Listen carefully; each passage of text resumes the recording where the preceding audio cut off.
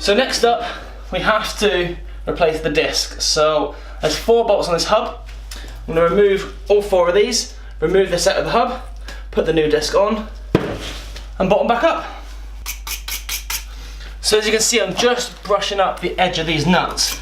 There's a little bit corroded, so it's stuck into the socket a little bit. So with them cleaned, it should be much easier to get the socket off when I'm doing up the bolts.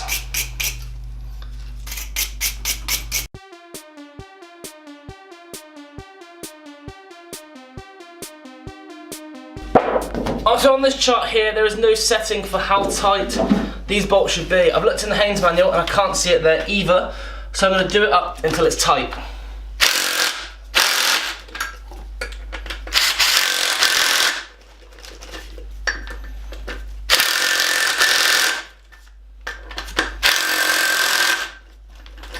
Okay, so the next step is to fit these to the car.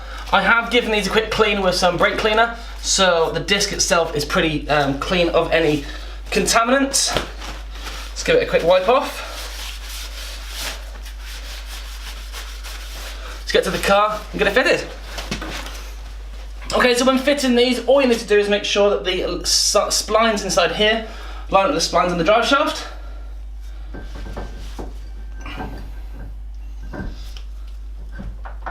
And just push it on. Putting on the angled washer, and then the hub nut. And the hub nut will then pull the drive shaft through, so don't worry if you haven't got enough thread on that.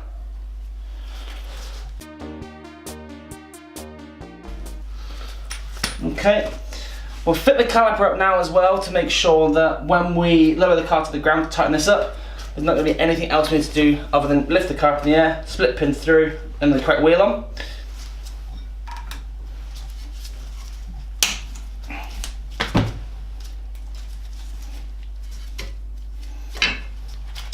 We're going to be replacing the brake pads as well, so I've got some split pins here, which just pinch over and close to become straight again, and then they just push through.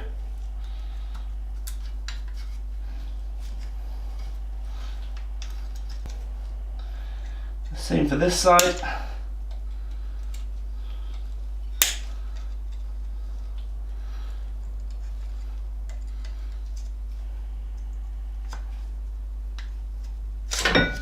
The straighter you have these pins, the easier they are to come out.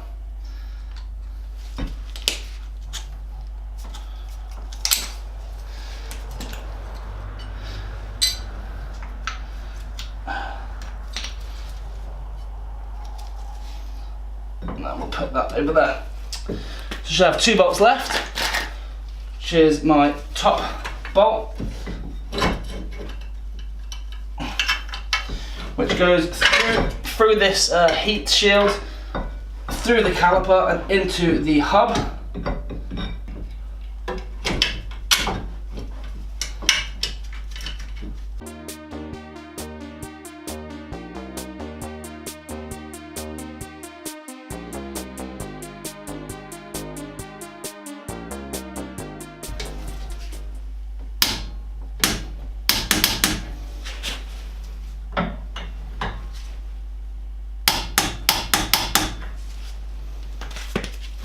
Next job, to push the pistons back within the caliper. Just using a set of pipe grips, you can grab hold of the piston and the outside of the caliper, squeeze the 2 together,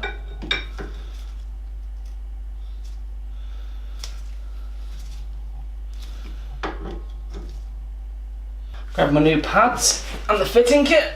Okay, so I always like to grease the edges of the pads. Anything that's going to be moving is best to put grease on. So using some copper grease, I can go along like this. And I'll also put a blob on the back where the piston will be sitting as well to avoid any rattling and squeaking.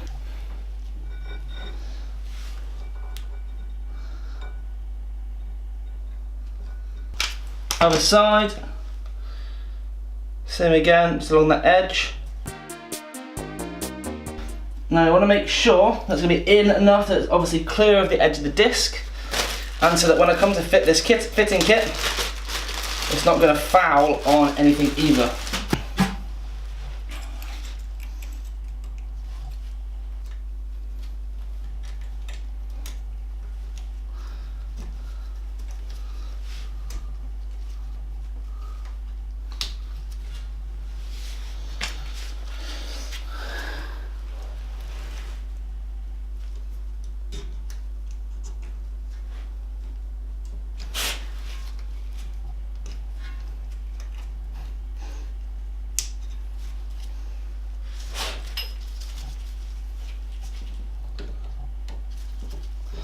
So the pins are through.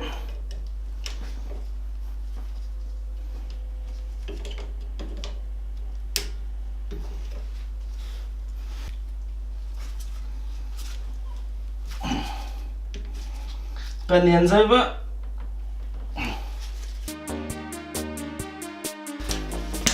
And that is the brake setup complete. The only thing to do is obviously do the other side, always do these in pairs. And then once you get in the car, make sure you pump the brake pedal a few times to allow the pistons to reset. So let's get the wheel on the car, down on the ground. We'll tighten up these, the hub nut, and then we're done.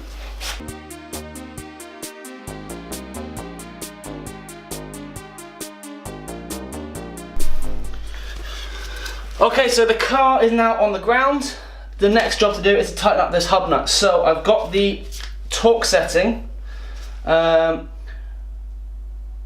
I find a little bit difficult to try and work out what it's to be, because it's obviously a later model.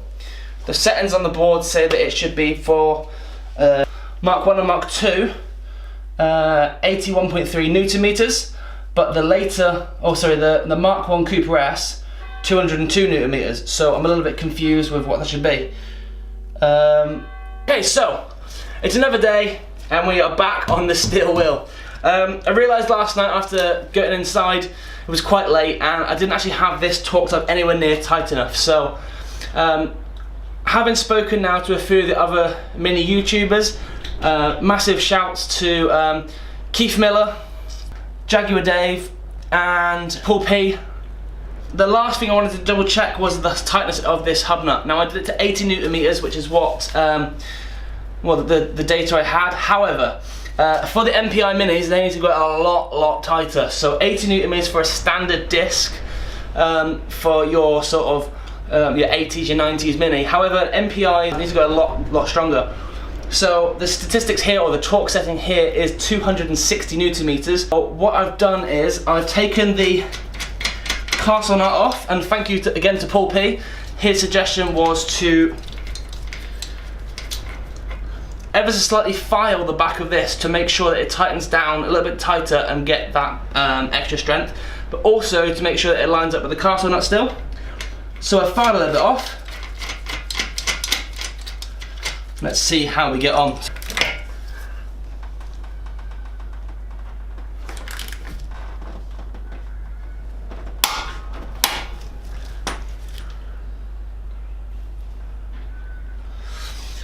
And then we'll put the split pin through now.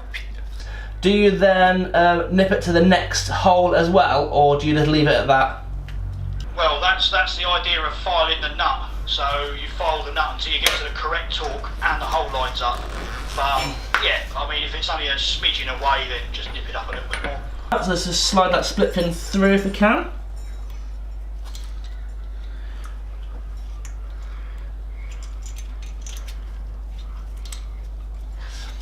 And then bend it over. Oh.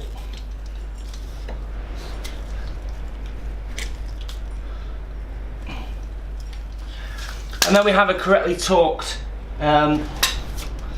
castle nut. So the idea of sanding or the filing down the back of the nut is the fact that when on the older style you did it to 80 Newton meters and then tighten it to the next available hole. With this one, you just do it one tightness to the sort of specified torque setting, and then you put the split pin through, and that is done. So get the car back in the air, swap the wheel back over, and then we'll give the car a quick clean.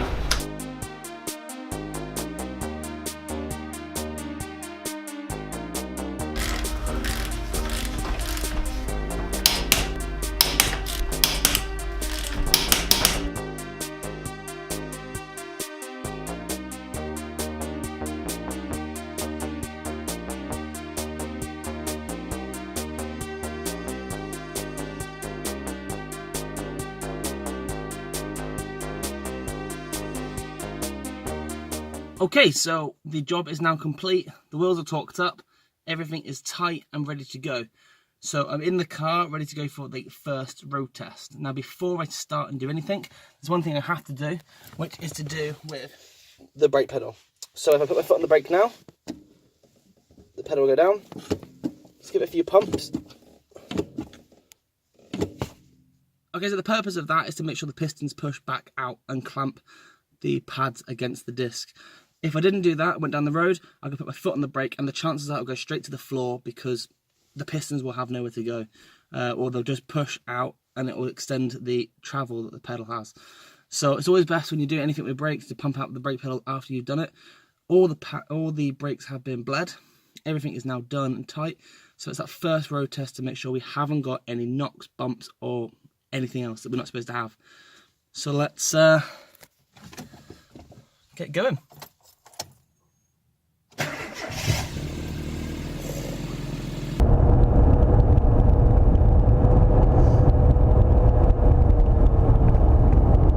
So far so good. Been over a few bumps now and I haven't really heard any loud noises like we heard last time. Previously, as soon as we went over a bump, that was it. You heard that knock straight away. So it seems like we have a great success here. Now one thing that is really interesting is how easy the steering has become now since I've replaced that wheel bearing. It must have just been trying to fight against the steering and making it near on impossible to get the job done. So we're back in the garage.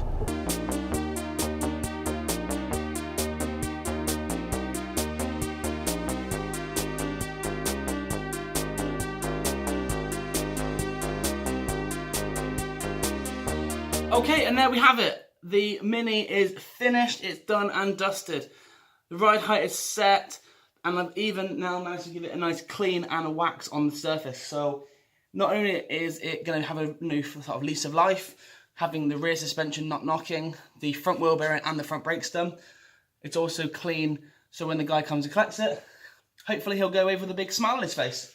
I have loved every second working on this, and hopefully you guys have found the content beneficial and fun. So the next time you see this car will be in a review video. I'm going to do a full breakdown of the car, the history of the Mini 40, and trying to dig a little bit deeper into the history of this car. It's an absolute pleasure to work on. I mean, look at it. It's beautiful. So that's it for me for today, guys. Thank you so much for watching, and thank you for following me on this journey. So if you have enjoyed this video, please click the thumbs up button, please comment below, and if you can, click over here to subscribe to the channel. So that's it from me, and I'll see you guys later. Bye!